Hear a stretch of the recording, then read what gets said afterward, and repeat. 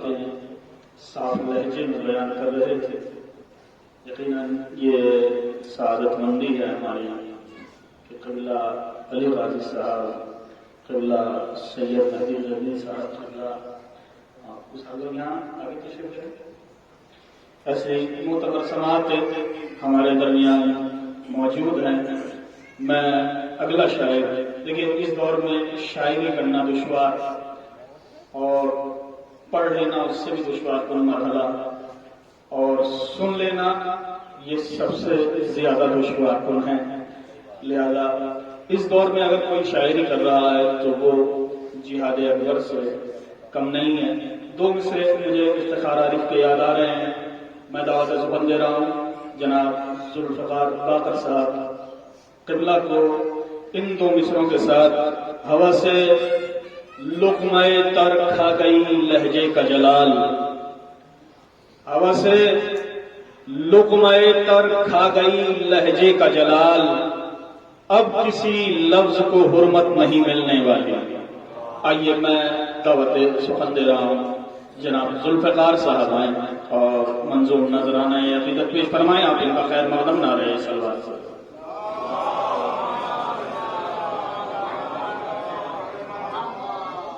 السلام علیکم حضرات. ایک مرتبہ سورہ حمد اور 3 مرتبہ سورہ اخلاص کی تلاوت فرما کر مرحوم کی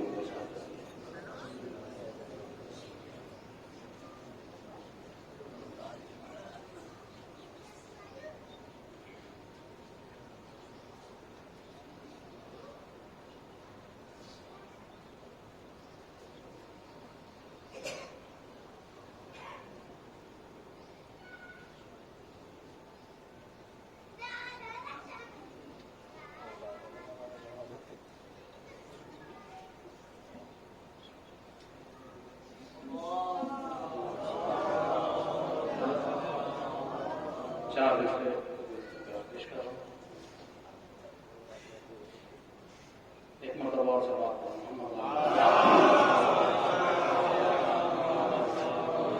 تعزیتی چار مصرے پیش کر رہا ہوں کہ یہ ہے ثواب جاریہ مرحوم کے لیے. حدیث کے پس منظر میں یہ ہے ثواب جاریہ مرحوم کے لیے، اولاد کی جو شکل میں جاگیر رہ گئی.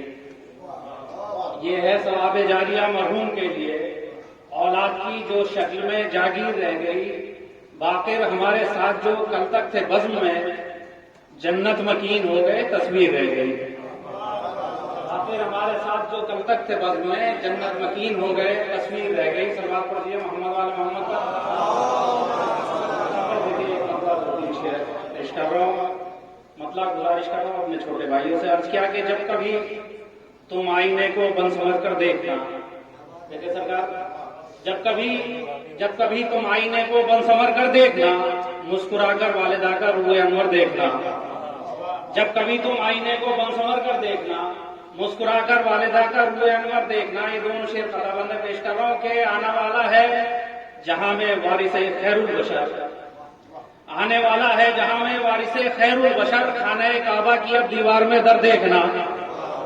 آنے والا ہے جہاں میں وارث خیر البشر، خانہ کعبہ کی اب دیوار میں در دیکھنا. اور کس لیے حیران ہو اجدر کے ٹکڑے دیکھ کر، کس لیے حیران ہو اجدر کے ٹکڑے دیکھ کر، ایک دن ان انگلیوں میں باب خیبر دیکھنا. کس لیے حیران ہو اجدر کے ٹکڑے دیکھ کر، ایک دن ان انگلیوں میں باب خیبر دیکھنا. شعر دیکھے پیش کر رہا ہوں کہ کتنا اعتماد تھا جناب رواق کو. شعر پیش کر رہا ہوں جناب علیہ کے حوالے سے. ایک دن ان انگلیوں میں باب خیبر دیکھنا، ہے بہادر کہہ رہی تھی بیویوں سے یہ رباب، ہے بہادر کہہ رہی تھی بیویوں سے یہ رباب، تیر کھا کر بھی ہنسے گا میرا اصغر دیکھنا. ہے بہادر کہہ رہی تھی بیویوں سے یہ رباب، تیر کھا کر بھی ہنسے گا میرا اصغر دیکھنا. اور دیکھیے شعر پیش کر رہا ہوں کہ تیر کھا کر بھی ہنسے گا میرا اصغر دیکھنا. کیا سبب ہم نے زمانے کو دیا کردار سے، لمحہ فکریہ سوچئے گا. کیا سبب ہم نے زمانے کو دیا کردار سے، جھانک کر اپنے گریبانوں کے اندر دیکھنا. جناب ذوالفقار باقر صاحب بہت ہی عمدہ شاعر، آپ کی سماعت ہوتی نظر کر رہے تھے. لیجیے انتظار کے لمحات ختم ہو رہے ہیں. میں لبے التماس لیے چلتا ہوں ان لفظوں کے ساتھ جو شملی آبادی کا یہ بند مجھے یاد آ رہا ہے. کہہ رہا ہے یہ ارے کون بانداز سروش کہ بس امروز ہی امروز ہے فردا ہے ندوش. کس کی یارب یہ صدا ہے کہ فضا ہے خاموش.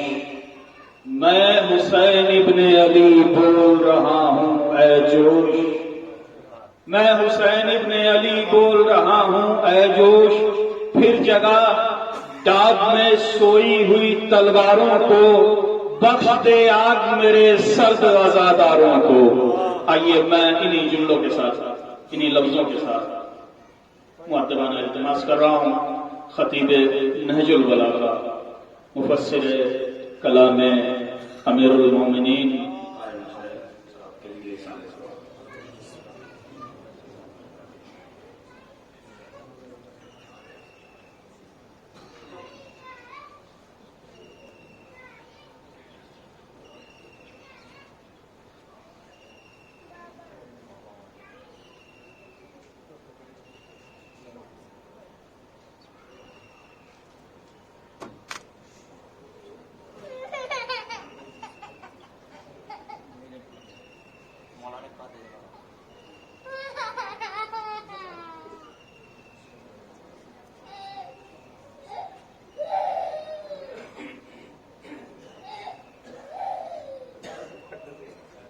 فاتحہ.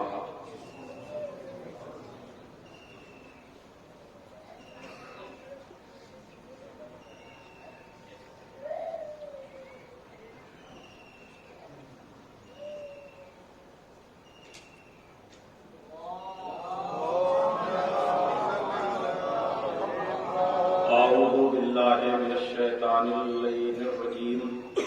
بسم اللہ الرحمن الرحیم. الحمد للہ الذی ہدانا لہذا وما كنا لنهتدی لولا ان هدانا اللہ. لقد جاءت رسل ربنا بالحق. الصلاة والسلام على النبي الأمي العربي القرشي المكي المدني البدري الأبشري التهام الدافع جيشات الأباطيل والدامر الصلات الأزاهير مولن الحق بالحق بالقاسم محمد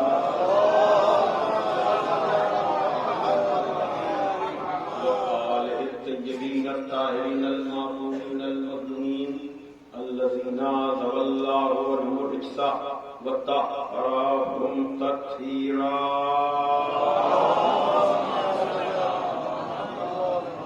ولعنة الله على أعدائهم أجمعين من الآن إلى يوم الدين. أما بعد فقد قال علي عليه السلام إن للولد على الوالد حقا وللوالد على الولد حقا فحق الوالد على الولد أن يطيعه في كل شيء إلا في معصية الله وحق الولد على الوالد أن يحسن اسمه ويحسن أدبه ويعلمه القرآن. صلوات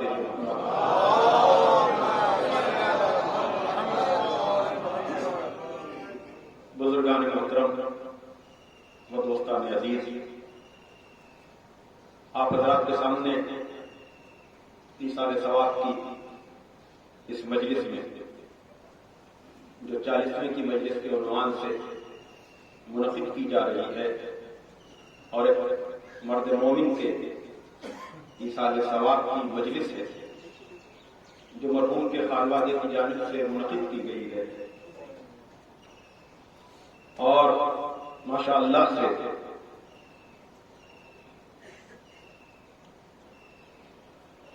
سوز خانی، مرثیہ خانی اور پھر پیش خانی کے حوالے سے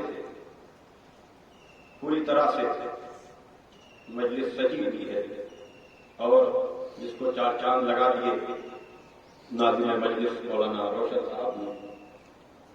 واقعاً زبان کسی بھی سماج اور معاشرے اور تہذیب کا اہم ترین رکن ہے. اور پھر خطابت، شاعری، بیان، تو اگر خطیب اور شاعر اور مجمع میں ہم آہنگی نہیں ہوتی تو پھر بیان بھی خراب چلا جاتا ہے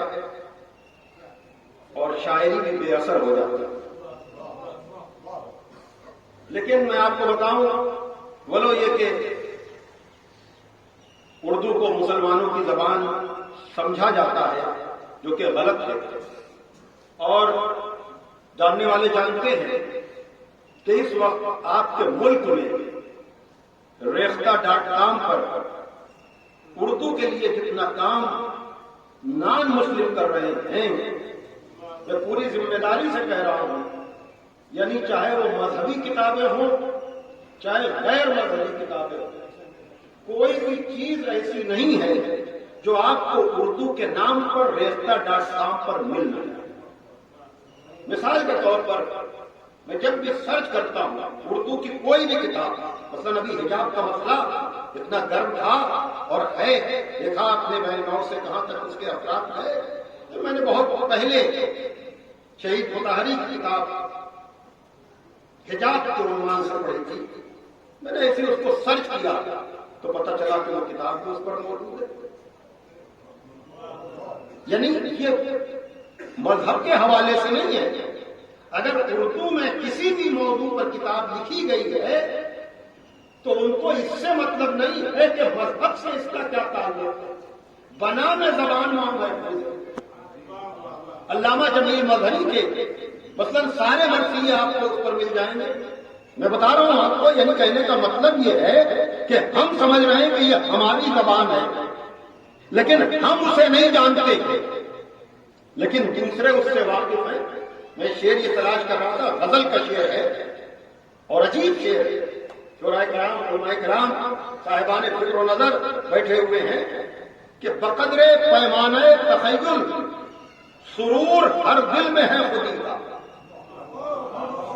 بقدر پیمانہ تخیل یعنی جس کی جتنی پرواز ہے اس میں خودی کا اتنا نشہ ہے. بقدر پیمانہ تخیل سرور ہر دل میں ہے خودی کا. اگر نہ ہو یہ فریب پیہم تو دم نکل جائے آدمی کا. اگر نہ ہو بھائی، بولو یہ کہ میں اس بستی میں پہلی مرتبہ آیا ہوں لیکن بہت سے آشنا چہرے موجود ہیں جو ملک اور بیرون ملک میں جن سے میرے تعلقات بھی رہے ہیں، دوستیاں بھی رہی ہیں، چاہے علماء کرام ہوں، چاہے شعراء کرام ہوں، چاہے مدح خان ہو. میں کس کا نام لوں، اس لیے کہ کوئی نام چھٹ جائے گا تو یہ ہوگا میرا نام تو نہیں آیا، تو میں کہہ سکتا ہوں کس کا نام لوں، کس کا ذکر چھیڑوں، کس کا نام لوں، کس کا ذکر چھیڑوں. میں کدے کا میں کدا ہوں سمیت مار. صلوات دے محمد والے محمد کا. تو یہ شعر بقدر پیمانہ تخیل سرور ہر دل میں ہے خودی کا. ہر آدمی اپنے کو کچھ سمجھ رہا ہے، حالانکہ اس شعر کا حسن یہ ہے کہ اس خودی کو علامہ جمیل مظہری نے حسن بنا دیا. اس لیے کہ اگر یہ فریب پیہم نہ ہو تو پھر دم ہی نکل جائے گا. یعنی اگر ہونے کا احساس ختم ہو جائے. حالانکہ غالب یہاں پر عجیب بات کرتے ہیں کہ ہر آدمی کو اپنے ہونے کا اگر احساس ہے، جہاں پر مولا کائنات کو حضور نذرانہ عقیدت پیش کرتے ہوئے اگر وقت ملے تو غالب کی اس منقبت کو، غالب کے اس قصیدے کو انٹرنیٹ پر تلاش کر کے پڑھیے، جہاں پر عجب طرح سے غالب نے کہا ہے کہ لاف دانش غلط و نفع عبادت معلوم. دانش کی جو لاف و گزاف ہے نا، لاف دانش غلط و نفع عبادت معلوم. درد یک ساغر غفلت ہے، چھ دنیا و یعنی یہ جو دانش اور جاننے کی لاکھوں گزاف ہے نا کہ میں اتنا جانتا ہوں، غالب کہہ رہے ہیں کہ یہ سارا جاننا، یعنی انسانیت اب تک جتنا جان چکی ہے اور قیامت تک جتنا جانے کی، لاکھ دانش غلط ہو، نفع عبادت معلوم، یعنی جاننے کی جو لاکھوں گزاف ہے اور عبادت کا جو غرور ہے، درد یک ساغر غفلت ہے، چہ دنیا اور چہ دن، یہ سارا سب کچھ غفلت کے ساغر کی تلچھٹ ہے، یہ سارا سب کچھ غفلت کے ساغر کی تلچھٹ ہے، چاہے دین ہو چاہے دنیا ہو۔ اور یہ تو غالب کا شعر، لیکن اس شعر کو میں نے جب حالات حاضرہ بالخصوص کووڈ-19 سے، جس سے ہم ابھی بھی پوری طرح سے یعنی نارمل موڈ میں لائف آ تو گئی ہے لیکن پیپر پر ابھی نارمل نہیں ہے۔ میں کیا کہہ رہا ہوں توجہ فرمائیے گا، ابھی بھی دہل جاتا ہے دل ایک دم سے کہ کہیں پھر منظرنامہ بدل نہ جائے، تو اگر یہ تنقید آپ تک پہنچ گئی تو عجب طرح ہے کہ واقعی کوئی کچھ نہیں جانتا ہے، اس لیے کہ رکھا نہ کورونا نے کسی ایک کا بھرم بھی، رکھا نہ کورونا نے کسی ایک کا بھرم بھی، میخانہ بھی خالی ہے کلیسا بھی حرم بھی۔ ارے صلوات پڑھ محمد والے محمد کا،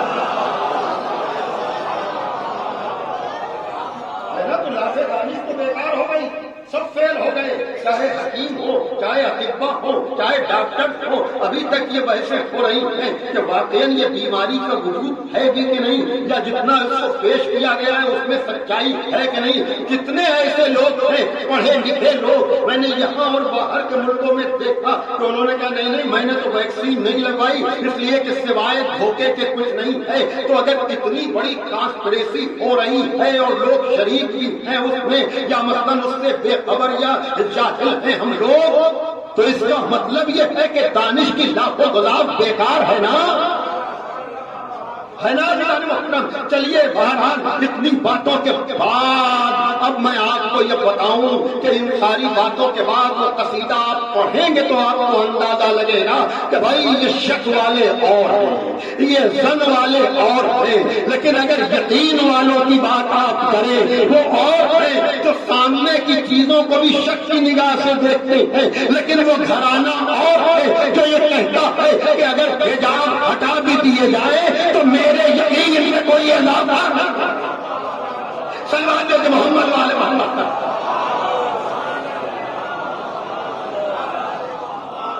تو ہمیں تو ذکر اس گھرانے کا کرنا ہے، اور ہم ان مجلسوں میں انہی ناموں پر بلاتے ہیں کہ جہاں شک نہ ہو، جہاں ریب نہ ہو، جہاں اندازے نہ ہو، بلکہ حقیقت کی دنیا ہو۔ اور جب پھر ان لوگوں کا ذکر کرنا ہو اور پھر زبان سے میں نے گفتگو کا آغاز کیا ہے تو میں کہہ سکتا ہوں کہ جہاں محسن نقوی شہید عجب طرح سے کہتا ہے کہ پڑھنا ہے مجھے شاہ زمانہ کا قصیدہ، پڑھنا ہے مجھے شاہ زمانہ کا قصیدہ، الفاظ ہیں کم قامت و کم قیمت و کم روح، الفاظ ہیں کم قامت و کم قیمت و کم روح، ایک وہ کہ زبانوں کی رسائی سے نوالا، ایک وہ کہ زبانوں کی رسائی سے نوالا، ایک میں کہ مجھے ٹھیک سے آتی نہیں اردو، ایک وہ کہ زبانوں کی رسائی سے نوالا، ایک میں کہ مجھے ٹھیک سے آتی نہیں اردو۔ ان مصروں کو سامنے رکھ کر استاد محترم مولانا آغروی صاحب اللہ نے عجب طرح سے کہا کہ جب ایسی بے چارگی ہو، جب ایسی بے بسی ہو، جب ایسا فقر الفاظ ہو، جب ایسا زبان کی مجبوری ہو اور ایسے لوگوں کا تذکرہ ہو تو پھر کیا جائے کہ خدایا حمد تیری حق بجانب، خدایا حمد تیری حق بجانب علی سے حب ایمانی بہت ہے، خدایا حمد تیری حق بجانب علی سے حب ایمانی بہت ہے۔ تیرے قرآن سے الفاظ لے لو، تیرے قرآن سے الفاظ لے لو، مجھے شوق ثناخوانی ہو، صلوات محمد والے محمد۔ تو بہرحال میں قرآن شامل کے ساتھ قرآن ناطق پر بھی ذکر کرتا ہوں، اور تبرکن اور تیمنن مجلس کا آغاز خطیب منبر سلومی غالب علی کل غالب، مطلوب کل طالب حضرت علی ابن ابی طالب علیہ الصلوۃ والسلام تھے۔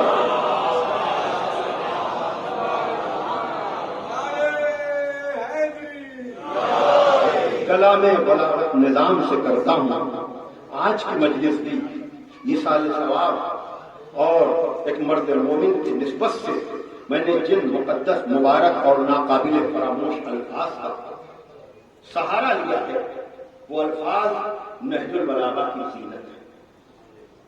میں بار بار کہتا ہوں، جاننے والے جانتے ہیں کہ نہج البلاغہ مولائے کائنات کے ہاتھ کی لکھی ہوئی کتاب تو نہیں ہے، اس لیے کہ اسے 400 ہجری کے قریب سید رضی علیہ الرحمٰن مولائے کائنات کے بکھرے ہوئے کلام کو جمع کیا اور اس کلام کو جمع کر کے خطبات کی شکل میں، خطوط عہد نامے اور وصیت ناموں کی شکل میں اور حکیمانہ اقوال کی شکل میں بنام نہج البلاغہ پیش کیا، جس میں مفتی جعفر صاحب مرحوم کے ترجمے کے اعتبار سے 238 خطبے ہیں، 180 یعنی 79 خطوط عہد نامے اور وصیت نامے ہیں اور تقریباً 500 حکیمانہ اقوال ہیں، جس میں کا ایک قول ایسا ہے کہ کسی ایک قول کو بھی اگر انسان اپنی زندگی کا مقصد بنا لے تو اس کی دنیا بھی کامیاب ہو جائے، اس کی آخرت بھی کامیاب ہو جائے۔ اور میں ثبوت میں عام طور سے تو کلمات حکمت میں سے کوئی نہ کوئی جملہ پیش کرتا ہوں، لیکن چونکہ ابھی ماہ مبارک رمضان سے گزر کر آ رہے ہیں، مجمع میں ہر آدمی نے کم و بیش 2-3 مجلسیں مولائے کائنات کی شہادت کے موقع پر ضرور سنی ہوں گی۔ نہج البلاغہ میں مولائے کائنات کی کئی وصیتیں موجود ہیں۔ صفین سے واپسی کے وقت چاہے مقام حاضرین ہے، وہاں امام حسن سے وصیت، اور پھر ضربت لگنے کے بعد حسنین علیہ السلام سے وصیت ہے، اور اس میں آپ کو بھی شریک کیا گیا ہے۔ کہا میری یہ وصیت میرے بیٹوں حسن و حسین اور میری ساری اولادوں اور جس تک میری یہ تحریر پہنچے، اس میں بہت سی چیزیں وقت ملے تو اس کو دیکھیے گا، لیکن اس میں اہم ترین یہ جملہ کہ جہاں ارشاد ہو رہا ہے کہ صلاح و ذات البین افضل من عامۃ الصلاۃ والصیام، آپس کا میل ملاپ برسوں کے نماز روزے سے بہتر۔ حالانکہ یہاں اردو ترجمہ کرنے والوں نے عام کا مطلب جنرل کیا ہے، لیکن میں نے فارسی ترجمے یا عربی تفسیر اور شرح میں دیکھا تو یہاں عام کا مطلب جنرل نہیں ہے، اس لیے کہ ابھی آپ شاعری سماعت فرما رہے تھے، صوتی اعتبار سے اگر عربی میں آپ اس کو کہیں گے تو فرق لگتا ہے، ورنہ اردو میں تو لفظ صلہ ابھی آپ سن رہے تھے ساہی سے لکھا جائے گا نا، لیکن جسے اردو نہیں آتی وہ سے اور سین کا فرق کیا سمجھے گا، ساتھ کا فرق کیا سمجھے گا کہ صلہ اور صلہ توجہ فرما رہے ہیں، سلائی اور ہے اور ساتھ سے جو ہے بدلہ، یہ تو اردو کی بات ہو گئی، لیکن دیا ایک لینا دینا والا دیا ہے اور ایک چراغ کے معنی میں دیا ہے۔ کہنے کا مطلب یہ ہے کہ یہ ہر زبان میں یہ چیزیں ہوتی ہیں، تو وہاں بھی لفظ عام جنرل معنی میں بھی ہے وہ عربی میں، اور عام جو ہے ایئر کے معنی میں بھی ہے۔ مثلا جاننے والے جانتے ہیں عام الفیل جب کہا جاتا ہے یعنی ہاتھی والا سال، تو بہرحال غور نہیں کیا، روا روی میں اردو میں جو ترجمے ہوئے اس میں یہ ترجمہ ہے، آپ جا کر دیکھیے گا کہ عام نماز روزے سے بہتر ہے آپس کا میل ملاپ، لیکن اس میں وہ معنویت پیدا نہیں ہوتی، اس لیے کہ عام اور خاص نماز نہیں ہوتی، نماز ہوتی ہے۔ وہاں عام جو ہے وہ سال کے معنی میں ہے، اور یقیناً لفظ سال آنے سے معنی کی گہرائی کتنی ہو جاتی ہے کہ آپس کا میل ملاپ برسوں کے نماز روزے سے بہتر ہے۔ لیکن چونکہ ہم تہذیب ادا والے ہیں، ہم عزاداری کی اہمیت کو سمجھنے اور سمجھانے والے ہیں، لیکن کبھی کبھی دوسری عبادتوں کے نام پر عزاداری کو غیر اہم بھی بتایا جاتا ہے۔ ہر عبادت کی اپنی اہمیت ہے، لیکن یہ بتلائیے کہ جب میں نے کئی دفعہ ترجمہ کیا کہ آپس کا میل ملاپ برسوں کے نماز روزے سے بہتر ہے، تو کسی کے ذہن میں یہ خیال تو نہیں آیا کہ میں نے نماز کو ہلکا کر دیا؟ ارے میں کیا کہنا چاہ رہا ہوں، توجہ فرمائیے گا۔ میں پھر ترجمہ کر رہا ہوں، مولا کائنات کہہ رہے صلاح ذات البین افضل من عامۃ الصلاۃ والصیام، آپس کا میل ملاپ، آپس کا اتحاد و اتفاق برسوں کے نماز روزے سے بہتر ہے۔ تو اس ترجمے سے کسی کو یہ تو خیال نہیں آیا کہ نماز کو ہلکا کر دیا گیا؟ بڑی توجہ نہیں، مجمع پوری طرح سے سمجھ رہا ہے کہ یہاں نماز کو غیر اہم نہیں بتایا جا رہا ہے، بلکہ میل ملاپ کی اہمیت کو بتایا جا رہا ہے۔ تو جب یہاں آپ میں حساسیت پیدا نہیں ہوئی، آپ نے یہ نہیں سوچا ارے یہ تو مولانا نے نماز کو ہلکا کر دیا، ارے مولانا تو بولا کہ قول کو نقل کر رہے ہیں، وہ کیا ہلکا اور بھاری کریں گے، لیکن ترجمے سے کوئی حساسیت تو نہیں ہوئی۔ تو جب یہاں مولا علی کے قول پر آپ میں کوئی حساسیت نہیں ہوئی، آپ کے ذہن میں کوئی تصور نہیں آیا کہ نماز کو ہلکا کر دیا گیا، تو جب یہاں یہ بات نہیں ہوتی ہے، تو جب ہم اہمیت ادا کے نام پر یہ کہتے ہیں کہ جو روئے یا رلائے یا رونے والے کی شکل بنائے اس پر جنت واجب ہو جاتی ہے، وہاں تو تقابل ہونے لگتا ہے۔ تو جس طرح سے یہاں آپ کہہ رہے ہیں کہ اہمیت نماز کو گھٹایا نہیں گیا بلکہ میل ملاپ کی اہمیت کو بتایا گیا، اسی طرح سے وہاں بھی عبادتوں کو ہلکا نہیں کیا گیا بلکہ گریا پر حسین کی اہمیت کو بتایا۔ سرور ہے کہ محمد بن جاتا۔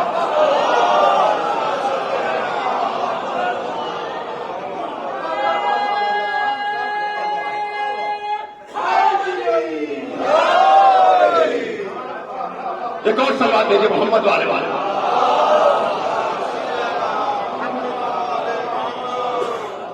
کہنے کا مطلب یہ ہے کہ یہ بات سمجھنے والی ہوتی ہے کہ یہ دیکھیے کہ کس بات کو کس انداز میں کیسے بیان کیا جا رہا ہے۔ اس لیے کہ ہم جیسے لوگ اگر کسی چیز کی اہمیت کو بیان کریں تب تو ممکن ہے کہ ایک کو ہلکا کیا جائے، خدا نہ کرے، اور ایک کو بھاری کر دیا جائے، لیکن اگر کلام معصوم کے حوالے سے کوئی بات آئے تو آدمی اپنی سمجھ کا علاج کرے، معصوم کے قول کو اپنی بدعقلی پر نہ توڑے۔ صلوات علی محمد وعلی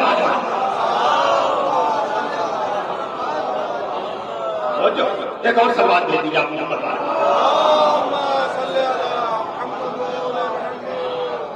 تو بہرحال یہ ایک تعارف کے طور پر میں نے آپ حضرات کے سامنے ثبوت میں کہ اگر کسی ایک قول کو بھی انسان اپنی زندگی کا مقصد بنا، مثلا اسی اتحاد و اتفاق کہ پڑھتے رہو نمازیں، رکھتے رہو روزے، کرتے رہو حج، لیکن اگر آپس کے میل ملاپ اور اتحاد و اتفاق پر نظر نہیں ہے نا، پوری زندگی گزر جائے گا۔ میں نے بطور مثال اپنے دعوے کی دلیل میں پیش کیا، لیکن گفتگو کے لیے اس مختصر سے وقت میں جن الفاظ کو ذریعہ بنایا وہاں امیر کائنات ارشاد فرما رہے ہیں کہ اولاد کا حق باپ پر ہے اور باپ کا حق اولاد پر ہے۔ حق والد علی الولد ان یطیعہ فی کل شیء الا فی معصیۃ اللہ، باپ کا حق اپنی اولاد پر یہ ہے کہ اولاد ہر مسئلے میں باپ کی اطاعت کرے سوائے معصیت پروردگار کی۔ بھائی ایسا موحد آپ کو ملے گا ہی نہیں کہ بات کسی کی بھی ہو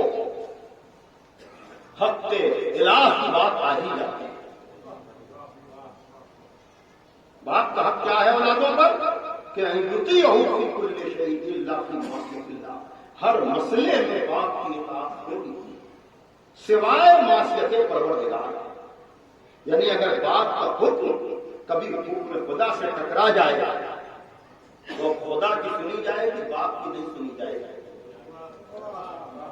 وقت نہیں ہے, میں آپ کی سماعتوں پر بھروسہ کر کے بڑی تیزی سے گزرنا چاہ رہا ہوں کہ باپ کا بہت حق ہے, باپ سب کچھ ہے, لیکن باپ معصوم نہیں ہے. معصوم نہیں ہے تو امکان خطا ہے, اور جہاں جہاں امکان خطا ہے وہاں اطاعت بلا شرط نہیں ہوگی, وہاں اطاعت میں قید لگی ہوگی. تو اب اگر قرآن میں کچھ ایسی اطاعتیں ہو جن میں کوئی قید نہ ہو, بڑی توجہ, یعنی ایسی اطاعتیں ہوں جہاں کوئی قید نہ لگی ہو, تو قید کا اور شرط کا نہ ہونا بتائے گا کہ ان کے اسٹیٹس اور مرتبے کو سمجھو کہ باپ کی اطاعت ہے شرط و قید کے ساتھ, اس لیے کہ باپ سب کچھ ہے, معصوم نہیں. اب اگر قرآن میں کنہیں لوگوں کی اطاعت بلا شرط کرائی جائے, اطیعوا اللہ واطیعوا الرسول واولی الامر منکم, اطاعت کرو اللہ کی, اطاعت کرو رسول کی, اور اطاعت کرو صاحبان امر کی. بڑی توجہ, اطاعت کرو اللہ کی, اطاعت کرو رسول کی, اور اطاعت کرو صاحبان امر کی. تو اللہ کی اطاعت میں تو کوئی شرط ہونا ہی نہیں چاہیے, اس لیے کہ خالق وہی, رازق وہی, مالک وہی, پیدا کرنے والا وہی. معبود تو اپنی اطاعت بلا شرط و قید کرا, لیکن تیرے نام پر جان دینے والے بہت ہیں. پہلی بات تو یہ ہے کہ صرف اپنی اطاعت کرا, اپنی اطاعت کے ساتھ کسی اور کی اطاعت کا حکم نہ دے, اور اگر دے ہی رہا ہے تو رسول سب کچھ صحیح ہے تو تیری مخلوق ہے, تو تیرا پیدا ہے, تو تیری ہے, تو اس کو تو نے ہی پیدا کیا ہے تو تیرا بندہ, وہ عبد ہے, تو معبود ہے, تو اپنی اطاعت بلا شرط کرا.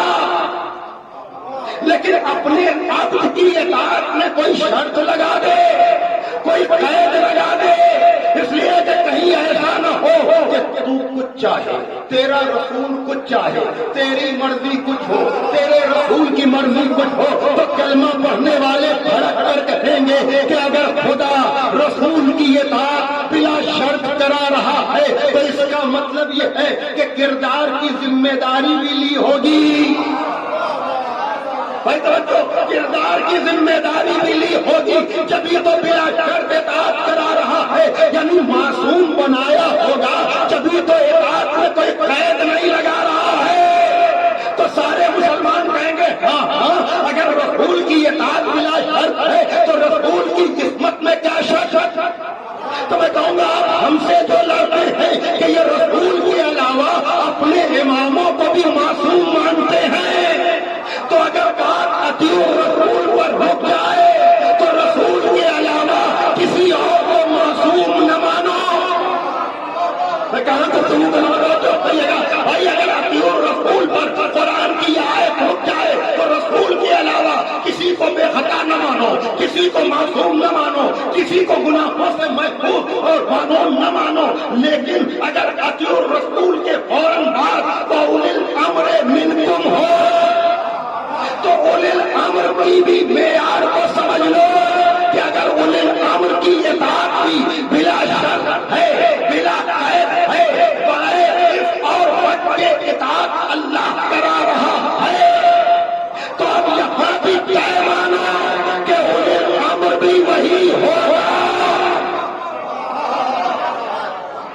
نہیں لیکن اولی الامر ہوگا کون؟ لیکن اس مختصر سے وقت میں اتنا تو طے ہو سکتا ہے کہ اولی الامر کون نہیں ہوگا۔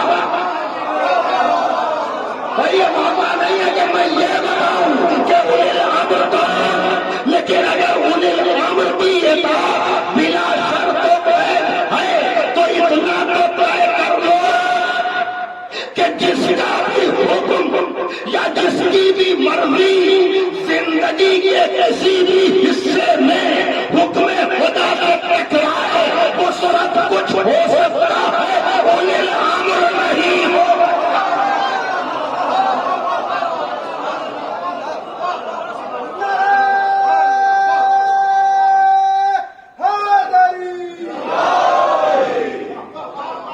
صلوات ہے کہ محمد والے محمد۔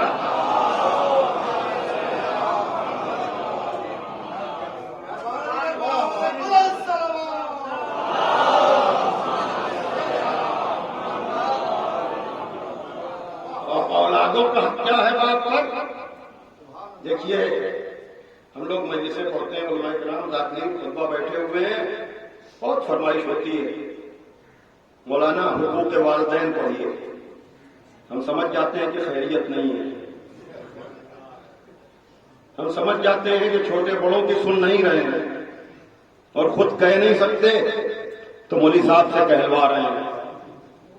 حالانکہ میں یہ بات بتا دوں کہ کلاس ورک الگ ہوتا ہے، ہوم ورک الگ ہوتا ہے۔ اگر ہوم ورک کمپلیٹ نہیں ہے تو کلاس میں کچھ بھی سنیے کوئی فائدہ نہیں۔ خود تربیت کی نہیں، جب بات ہاتھ سے نکل گئی اب چاہ رہے ہیں مولوی صاحب ٹھیک کر دیں۔ جب آپ بچپنے میں آپ نے ٹھیک نہیں کیا تو اب جوانی میں تو یہ تو ذکر حسین کا خیر ہے کہ کبھی کبھی دلوں پر بات اثر کر جاتی ہے اور آدمی منقلب ہو جاتا ہے، ورنہ بات گھروں کی ہے۔ اور اگر آپ یہ کہتے ہیں کہ حقوق والدین پڑھیے تو کبھی کبھی یہ بھی ٹاپک ہو کہ بچوں کے حقوق پڑھیے۔ بہت ادب سے میں ایک بات کہہ رہا ہوں، اس لیے کہ جب میں کہہ چکا کہ باپ سب کچھ ہے، معصوم نہیں ہے، حالانکہ خدا نہ کرے میں اس رشتے کو غیر اہم نہیں بنانا چاہ رہا ہوں، لیکن کہنا یہ چاہ رہا ہوں کہ کبھی کبھی اکثر تو اولادیں ہی نالائق ہوتی ہیں، لیکن کبھی کبھی معاملہ برعکس بھی ہوتا ہے۔ میں نے بہت احتیاط سے لفظوں کو ادا کیا ہے اور تاریخ ہر طرح کی ہے۔ یقیناً باپوں کی تاریخ بڑی سنہری ہے، لیکن کچھ باپ ایسے ہیں کہ جن کا نام بھی یہ مجمع سننا نہیں چاہتا، لیکن ان باپوں کے بیٹے ولو یہ کہ ابو جو ہے والا کے معنی میں بھی ہے، لیکن ذاتی طور پر تو ابو باپ ہی کے معنی میں ہے۔ میں تاریخ اسلام کے کتنے نالائق ابو گناؤں، ارے صلوات ہے کہ محمد والے محمد کا بابا نے بلند نہ رہے، صلوات دیکھیے۔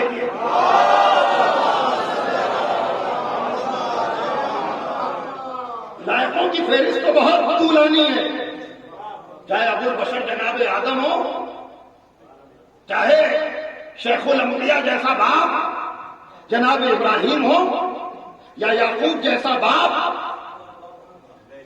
یہ سب لائق ابو ہیں۔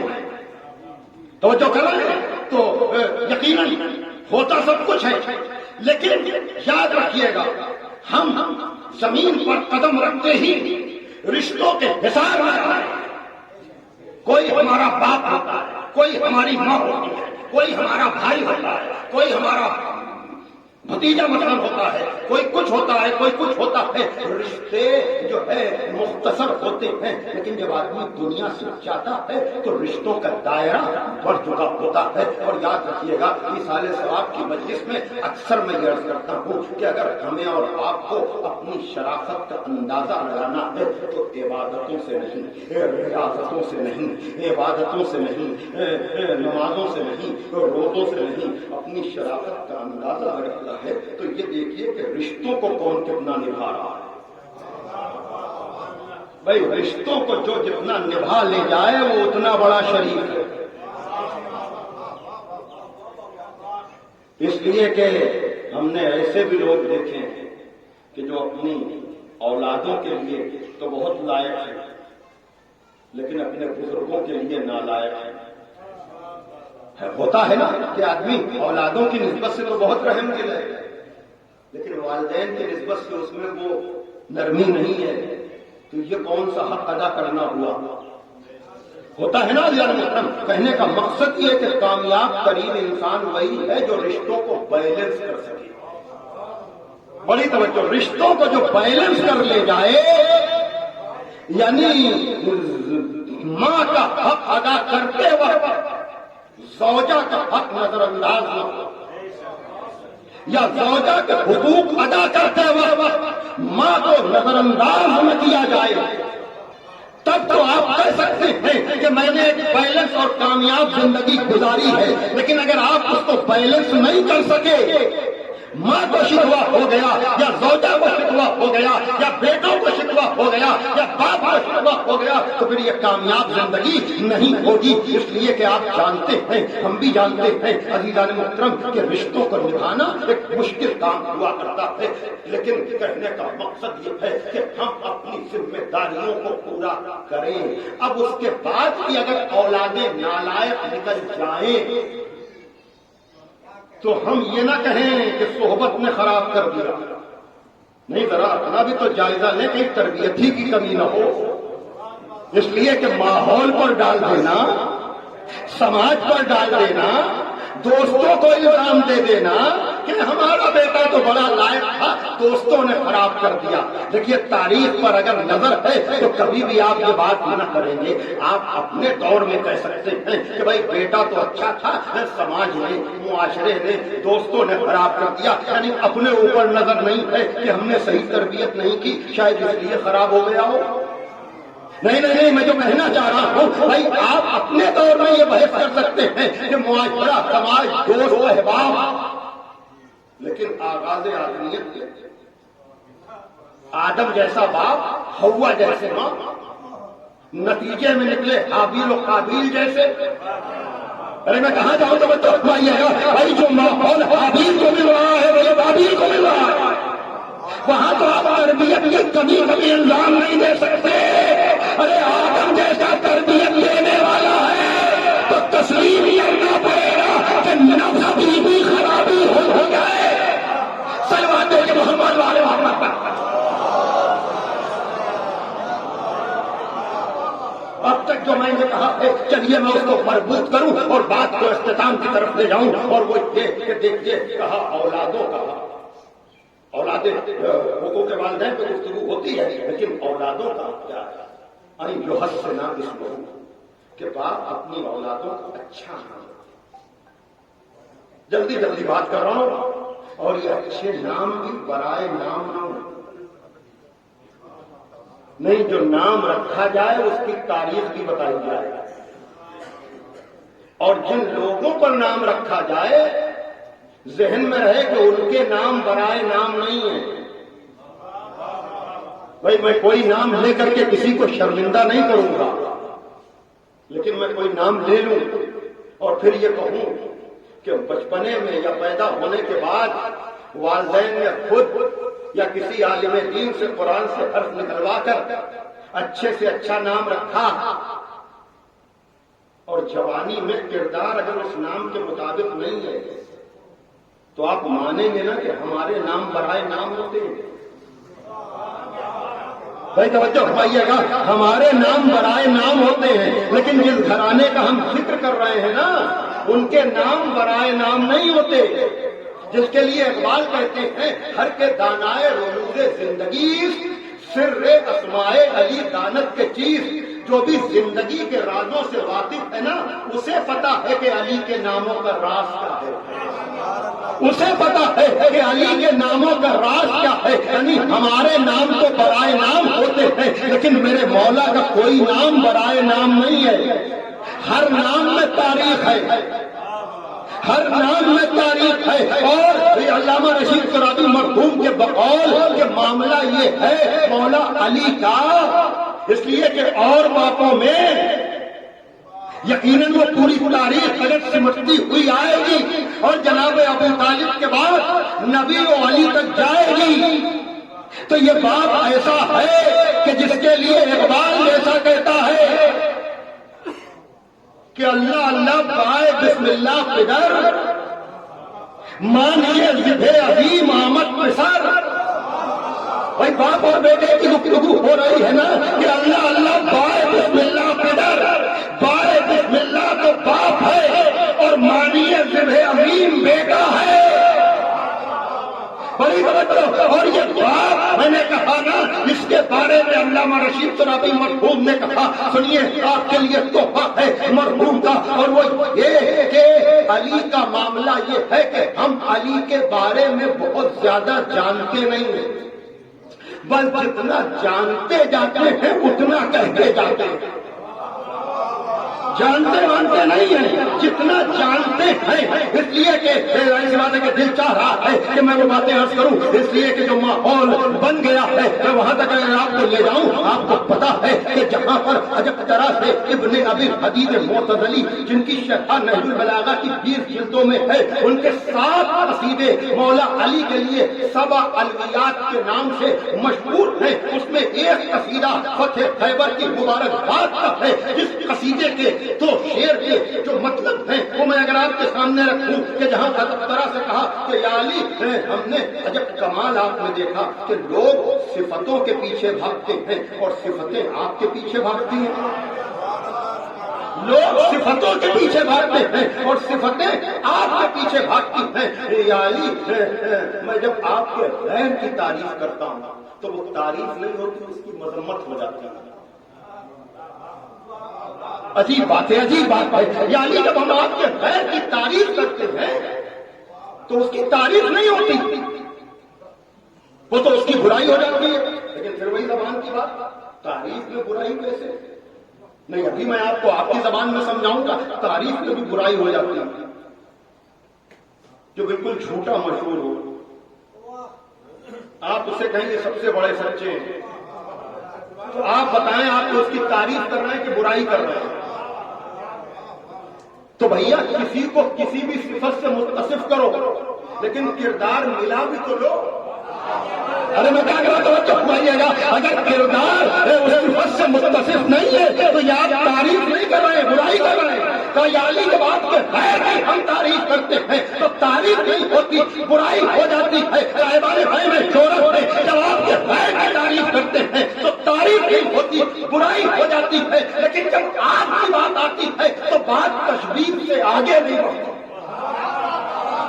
بھائی توجہ, تشبیہ قصیدے کے مقدمے کو کہتے ہیں, قصیدے کی تمہید کو کہتے ہیں. یعنی صدیاں گزر گئی, ابھی تو علی کے فضائل کا مقدمہ اور تمہید ہی ہو رہی ہے, ابھی تو فضائل کا آغاز بھی نہیں ہوا. ارے سربات کا کہ محمد والے محمد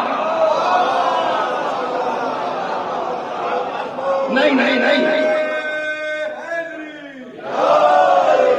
میں اس کے ثبوت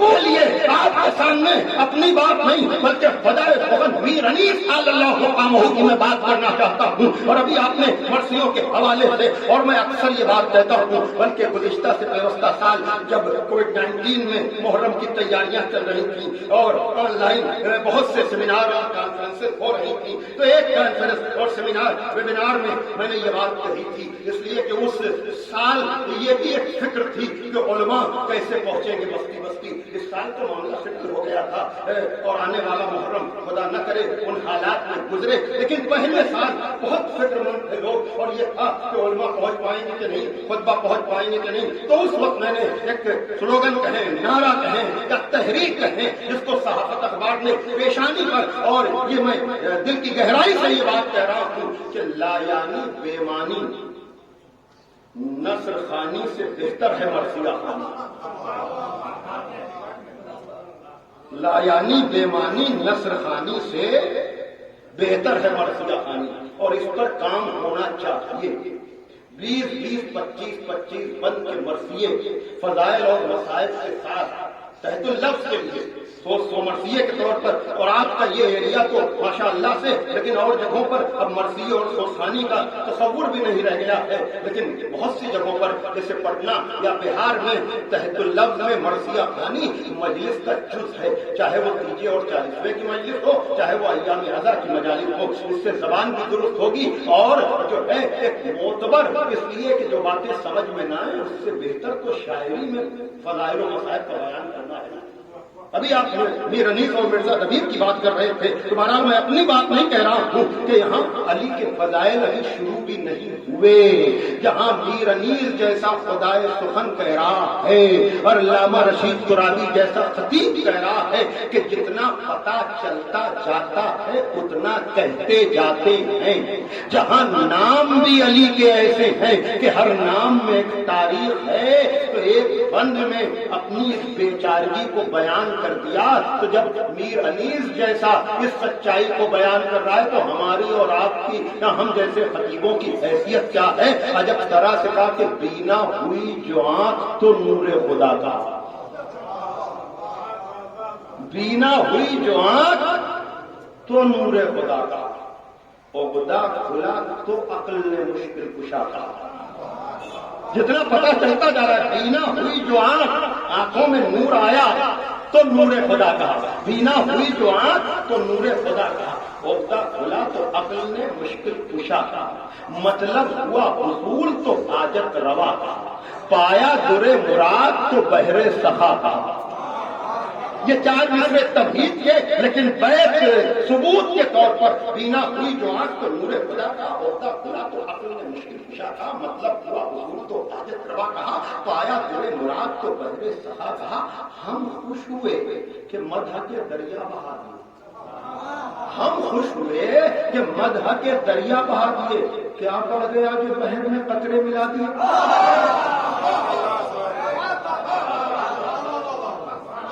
تو مجھ جیسے ادنا خطیب سے لے کر بڑے سے بڑا خطیب بھی فضائل حیدر کرار کے سمندر میں کوئی اضافہ نہیں کرتا، اور اگر اس میں سے کوئی 2-4 فضیلتیں غصب کر لے تو اس فضائل کے سمندر میں کوئی کمی نہیں ہوتی۔ لیکن بہرحال ہمارے نام ہیں برائے نام، اور ائمہ کا کوئی بھی نام برائے نام نہیں ہے۔ نہیں، شاید اب تک میں بات اس طرح سے نہیں پہنچا پایا۔ اگر ناموں کی اہمیت کا اندازہ آپ لگانا چاہتے ہیں، ویسے تو اور موقعوں پر بھی، لیکن ابھی تو تازہ معاملہ ہے کہ اگر ان ناموں کا اثر نہ ہوتا تو شب قدر میں بھی،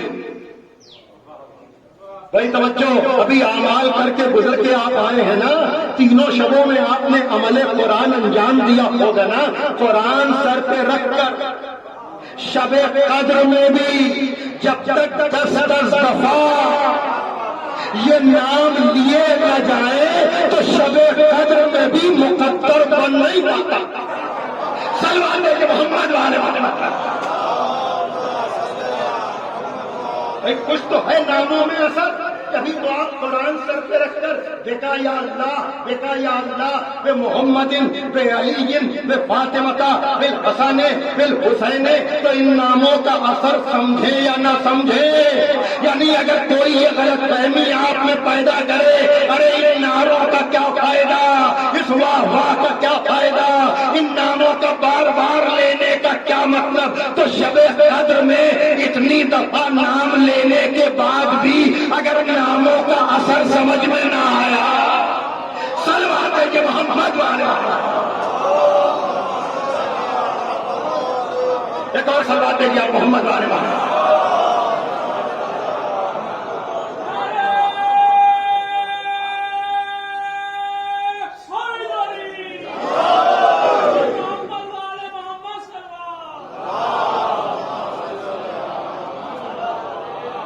میں ذرا سے سارے پوائنٹ خالی ٹچ کر رہا ہوں، ورنہ سب کے لیے کم از کم ایک تقریر تو مجھ جیسا طالب علم بھی کر سکتا ہے. آپ کو پتا ہے کہ ایک نام پر اگر خالی گفتگو ہو تو اپنی اولادوں کے اچھے نام رکھو، لیکن یہ اس پر میرا یہ تبصرہ ساتھ میں کہ نام برائے نام نہ ہو، وہ یحسن ادبہ، اور اپنی اولادوں کو اچھا ادب سکھانا.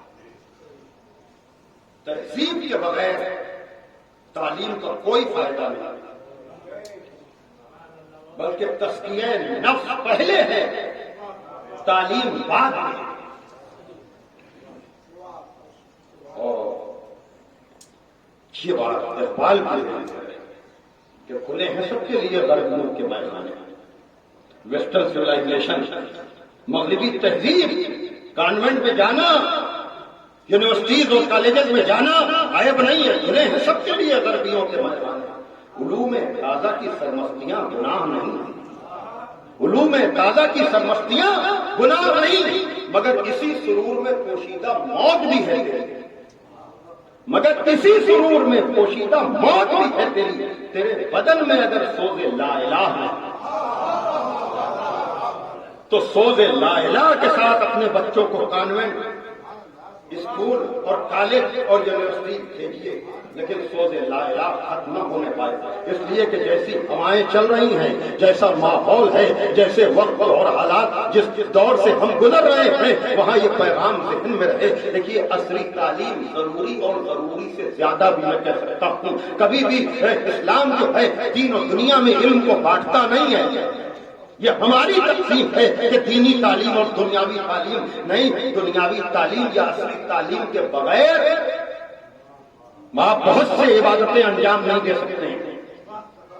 اور اگر عصری تعلیم آپ کے پاس ہوگی تو علم کو تو یقیناً ہمارے نوجوان ذہن میں رکھیں. اور یاد رکھیے گا، ویسے تو ہر فرد کے لیے تعلیم ضروری ہوتی ہے، لیکن جب ہم ایسے معاشرے، ایسے ماحول میں ہو جہاں مذہب کے نام پر زہر کھولا جا رہا ہو، تو وہاں سروائیو کرنا اور اپنے وجود کو منوانا یا اپنے وجود کو باقی رکھنا سوائے علم کے.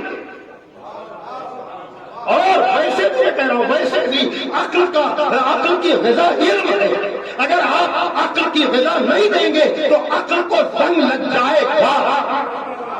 علم تو ضروری ہے، علم کے بغیر تو کچھ ہو ہی نہیں سکتا ہے. اور میں اس کو بالکل نہیں مانتا ہوں. میں نے شاید اکثر 30 لاکھ لوگوں میں سے کسی نے سنا بھی ہو، لیکن اس حال ثواب کی مجلس کی مناسبت سے میں یہ بات دہراتا رہتا ہوں کہ یاد رکھیے گا، میں تعصب کا منکر نہیں ہوں، میں تعصب کا مخالف نہیں ہوں. یقیناً تعصب ہوتا ہے اور ہم سب اس ماحول اور معاشرے سے گزر بھی رہے ہیں، لیکن یاد رکھیے گا علم و فن کا کمال تعصب کی دیواروں کو گرا. وقت نہیں ہے میں مثالیں دوں، اس لیے میں آپ کی سماعتوں پر بھروسہ کر کے کہہ رہا ہوں کہ علم و فن کا کمال تعصب کی دیواروں کو گرا دیتا ہے. بھائی ہے تعصب، خدا نہ کرے کسی کے یہاں کوئی مریض ہو، لیکن اگر مریض کوئی ہو جاتا ہے تو سارے شکووں کے بعد مجھے بتائیں نوجوان کہ ہم اچھا ڈاکٹر ڈھونڈتے ہیں یا ڈاکٹر کا مذہب پوچھتے ہیں؟ کہاں رہا تعصب؟ ہم اختلاف سے بچیں. ابھی میں عرض کر کے آ رہا ہوں کہ آپس کا میل ملاپ برسوں کے نماز روزے سے بہتر ہے، لیکن کون گھر ایسا نہیں جہاں اختلاف نہیں، کون خاندان ایسا نہیں ہے جہاں اختلاف نہیں، کون محلہ ایسا ہے جہاں اختلاف نہیں، کون بستی اور قصبہ اور شہر ایسا ہے جہاں اختلاف نہیں. خدا نہ کرے آپس میں اختلاف ہو، لیکن سب کچھ کے بعد اختلاف ہو جاتا ہے. ہمیں اگر مقدمے کے لیے کچہری اور عدالت جانا پڑتا ہے تو تعصب کا رونے کے باوجود آپ مجھے بتائیں عدالتوں میں جا کر ہم اچھا وکیل ڈھونڈتے ہیں یا وکیل کا مذہب پوچھتے ہیں؟ بھائی واہ واہ واہ واہ سبحان اللہ. یعنی ادھر تو آپ شکوا کریں, ضرورت ہو تو اچھا ڈاکٹر ڈھونڈے, ڈاکٹر کا مذہب نہ پوچھے, ضرورت ہو تو اچھا وکیل ڈھونڈے, وکیل کا مذہب نہ پوچھے. اس کا مطلب یہ ہے کہ علم و فن کا کمال تعصبی دیواروں کو گرا دیتا ہے, اور علی والوں سے زیادہ اسے کون سمجھے گا. ٹھیک ہے, تعصب کی وجہ سے مولا علی کو عہدہ نہیں ملا, لیکن یہ میرے مولا نے علمی حقیقت و کمال تھا کہ اپنے بھی درے علی بناتے تھے, غیر بھی درے علی بناتے تھے. سلمان بھائی محمد والے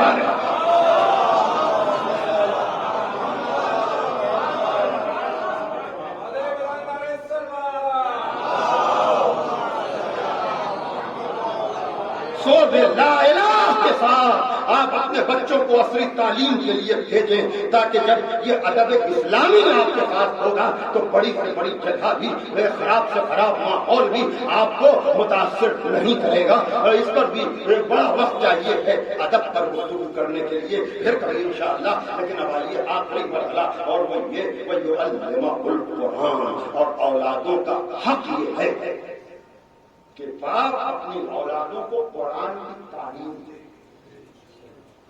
میں اگر یہاں ہاتھ اٹھوا لوں کہ کتنے لوگوں نے قرآن ختم کیا, تو بہت سے ہاتھ ماشاءاللہ سے اٹھ جائیں گے. لیکن پورا قرآن ختم کرنا تلاوت قرآن ہے, تعلیم قرآن نہیں ہے. ارے میں کہاں جاؤں, توجہ فرمائیے گا. تلاوت کا ثواب ہے تو اس کا منکر نہیں ہوں,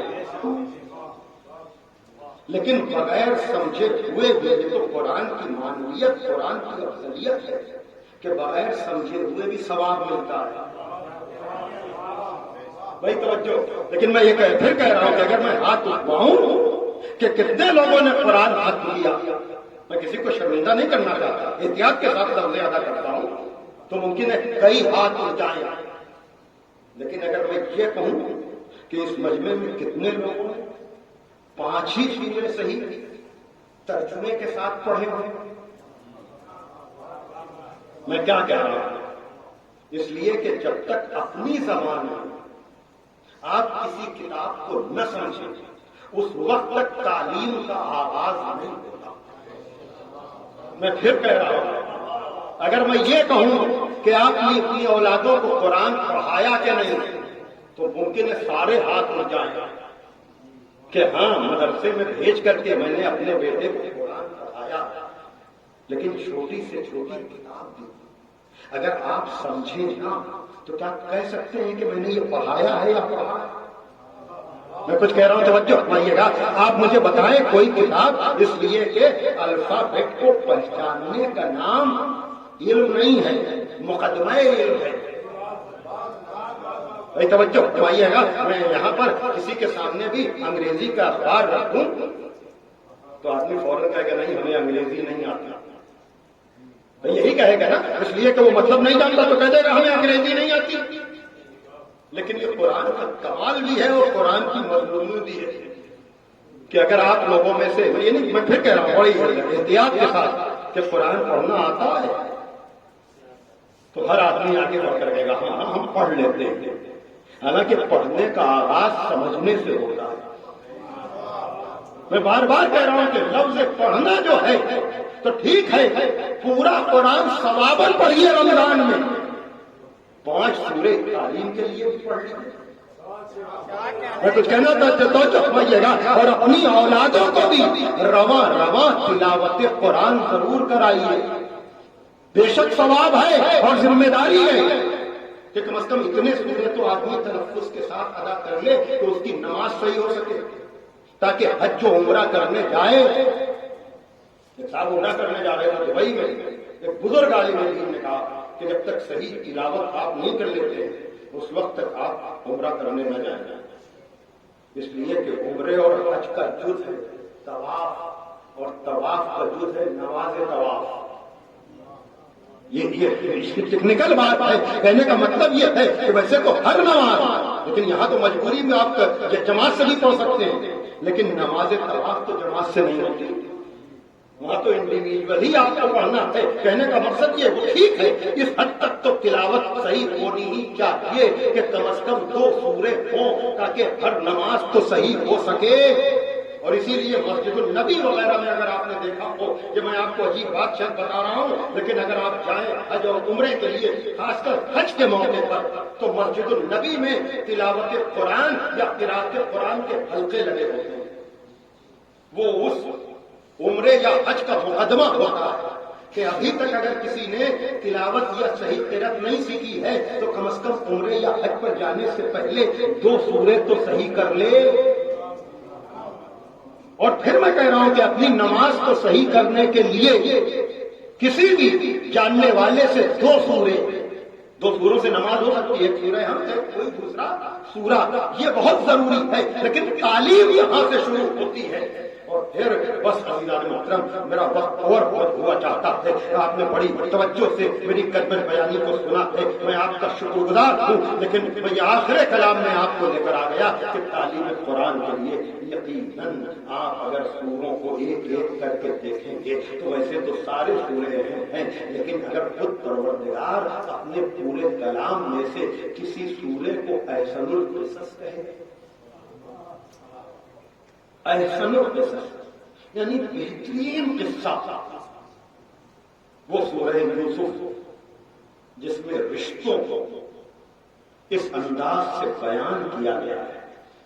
اور واقعاً جہاں پر ہمیں جا کر پتہ چلتا ہے دیکھیے کسی بھی سماج اور معاشرے یا کسی گھر میں ساری اولادیں ایک جیسی نہیں ہوتی لیکن وہی گھر پرسکون اور کامیاب ہوتا ہے جہاں صلاحیتوں کو پہچان کر کاموں کی تقسیم کر دی جاتی ہے.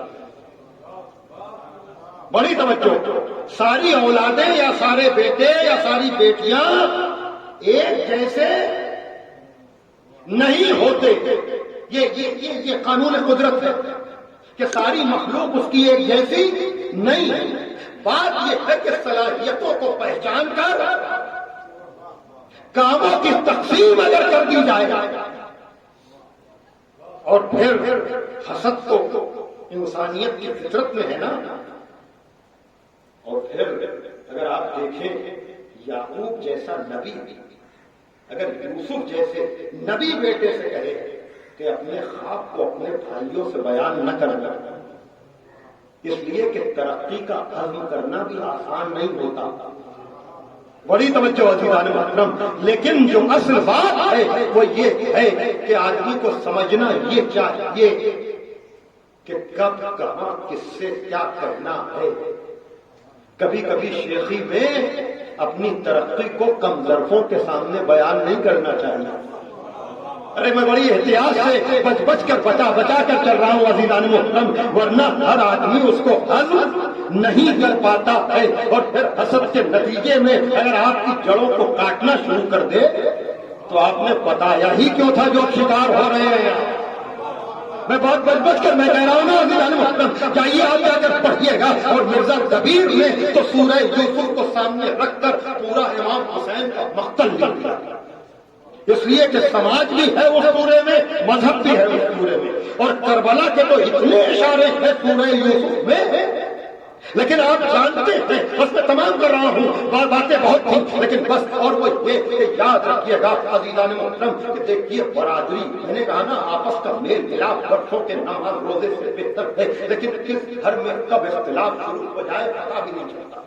اور پھر وہ اختلاف پوری برادری کو اور پورے سماج کو دیتے چلا جاتا ہے. اور یہ خالی ہم جیسے گنہگاروں کے گھروں کا معاملہ نہیں ہے بلکہ یعقوب جیسے نبی کے گھر میں اگر یہ معاملے ہوں توجہ فرمائیے گا. لیکن یعقوب کہہ رہے ہیں تم نے ایسا خواب دیکھا ہے کہ ستارے آفتاب و مہتاب تمہیں سجدہ کر رہے ہیں تو اپنے بھائیوں سے بیان نہ کرنا. اور پھر جب یوسف کے باپ کے یہ قربت دیکھی تو حسد پیدا ہوا اور پھر آگے جو کچھ ہوا آپ کو پتا ہے. لیکن ایک بات یاد رکھیے گا کہ سورہ یوسف کا میسج کیا ہے سورہ یوسف کا پیغام کیا ہے سنو عزیزوں.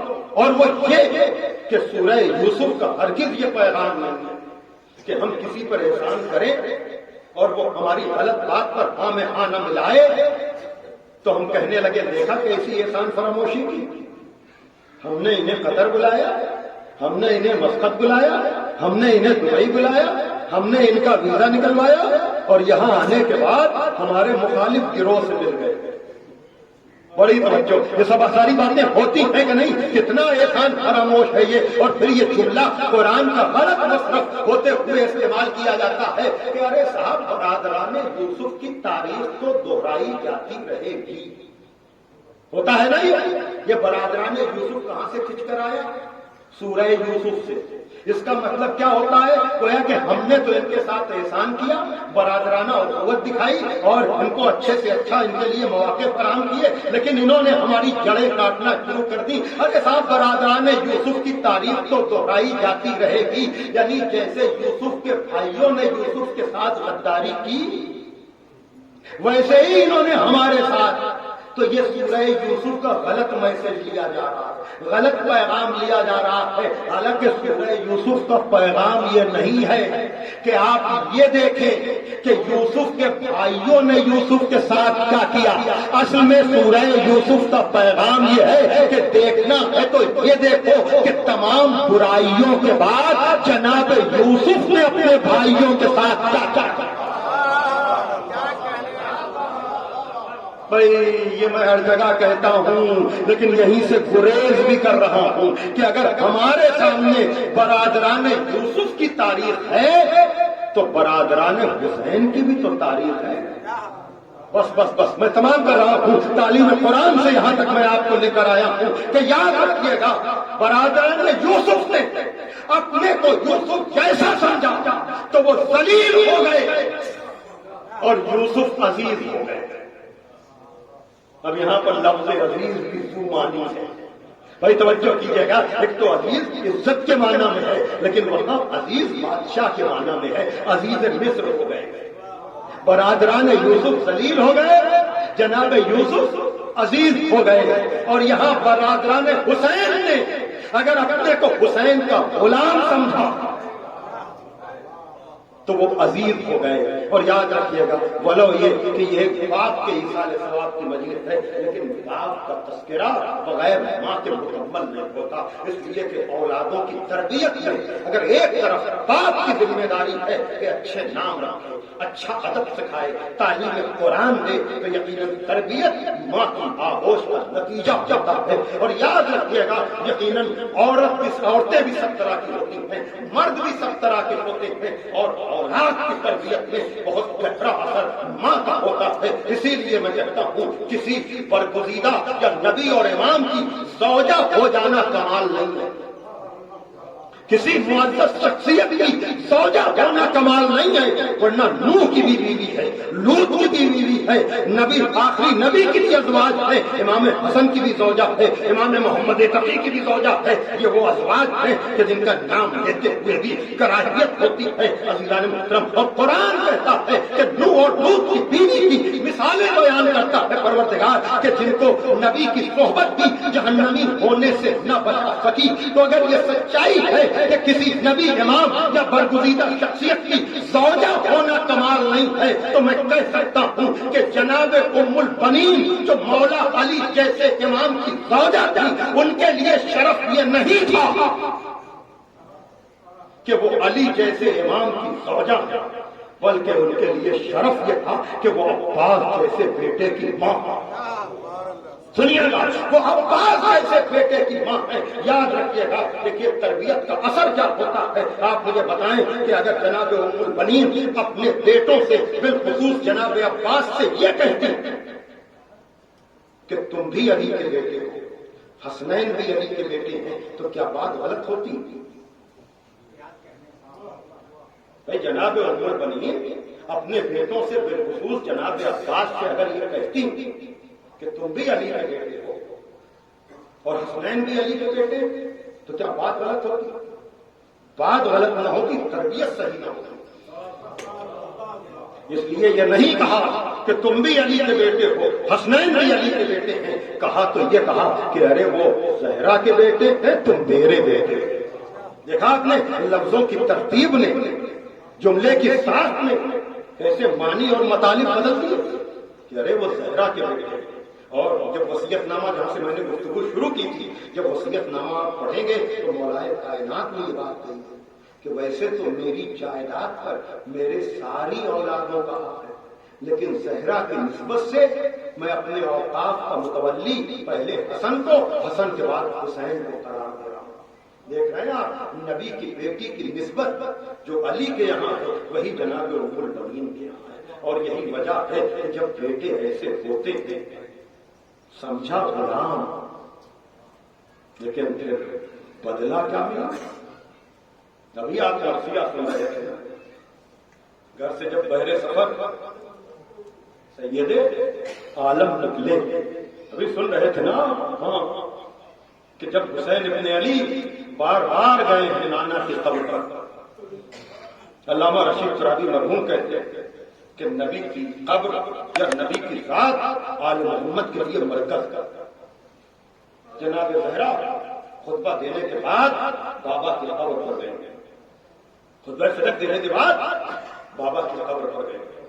مولا حسین انکار بیعت دربار سے کرنے کے بعد نانا کی قبر پر گئے۔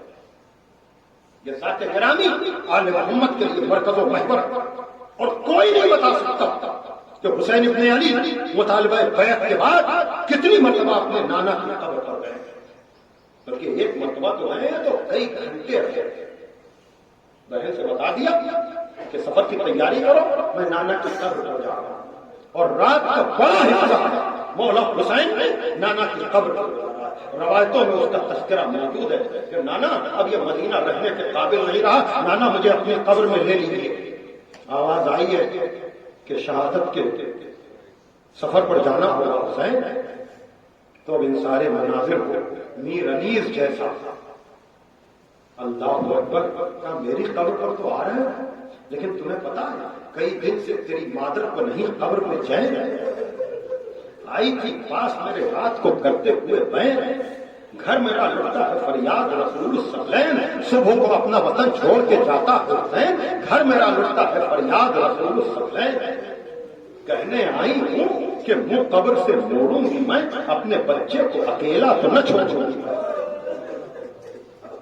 ماں کی تربت پہ گئے امام ابرار، اتری محمل سے بسر آہو وہاں زینب زار، ماں کی تربت پہ گئے امام ابرار، ہاتھ زہرا کے نکل آئے بے صبر و قرار، آئی آواز نرو میرے دل کو قلق ہوتا ہے، ارے قبر ہلتی ہے کلیجہ میرا شک ہوتا ہے۔ مرثیے کے اور بہت سے بند آپ نے سنے ہیں، لیکن یہ بند جو مرثیے میں بھی آپ نے نہیں سنے، لیکن میں یہ بتانا چاہ رہا ہوں کہ اگر ام البنین نے یہ کہا کہ اپنے کو غلام سمجھنا، اپنے کو بھائی نہ سمجھنا، تو اجر اور شرف کیا مل رہا ہے؟ ہاں بلاؤ میرا عباس دلاور ہے کدھر؟ ہاں بلاؤ میرا عباس دلاور ہے کدھر؟ شکم غیر سے وہ ہے اور وہ میرا ہے کدھر؟ ہاں بلاؤ میرا عباس دلاور ہے کدھر؟ شکم غیر سے وہ ہے وہ میرا ہے کدھر؟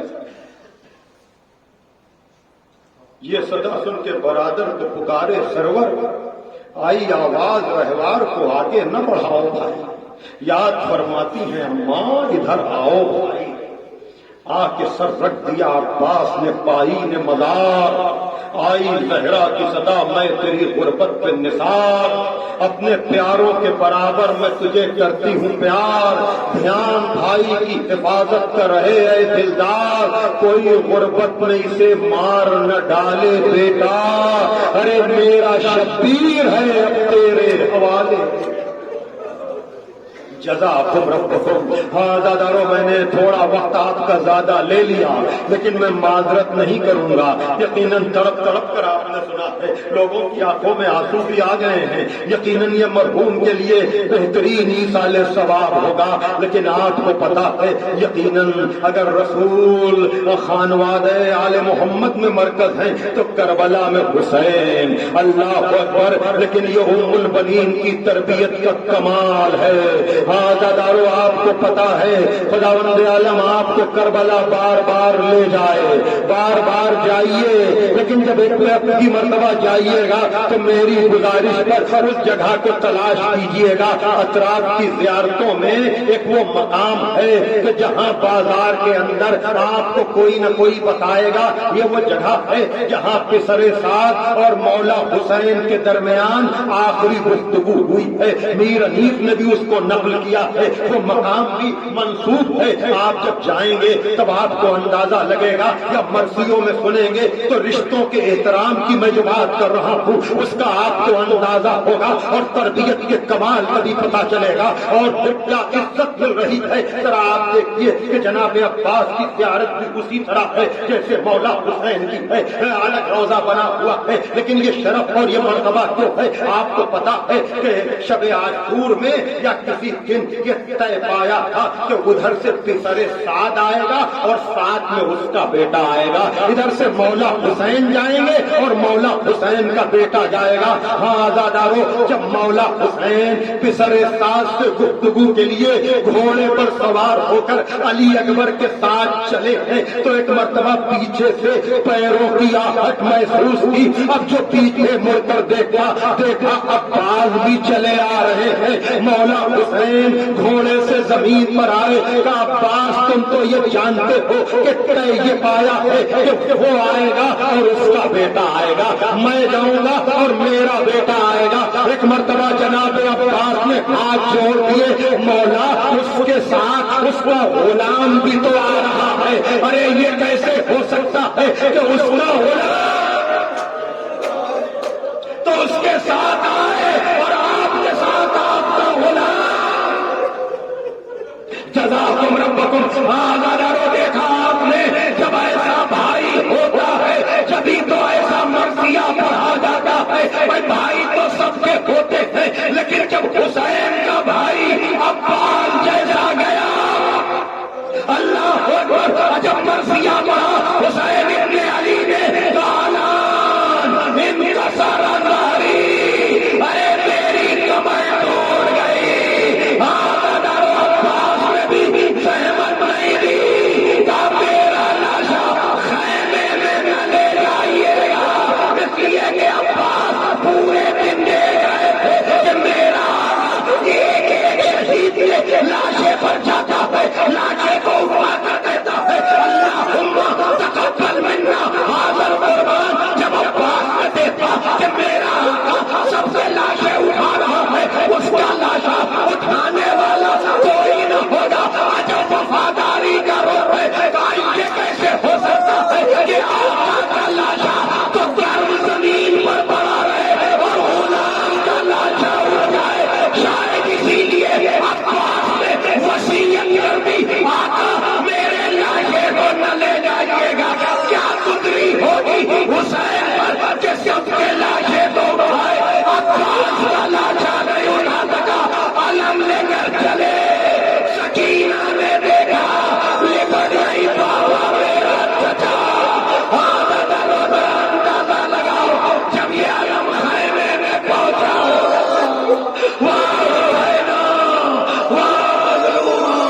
الا لعنۃ اللہ علی القوم الظالمین۔ سيعلم الذين ظلموا أي منقلب ينقلبون۔ پروردگار عالم، اس ذکر کو مرحوم کے لیے بہترین ایثار ثواب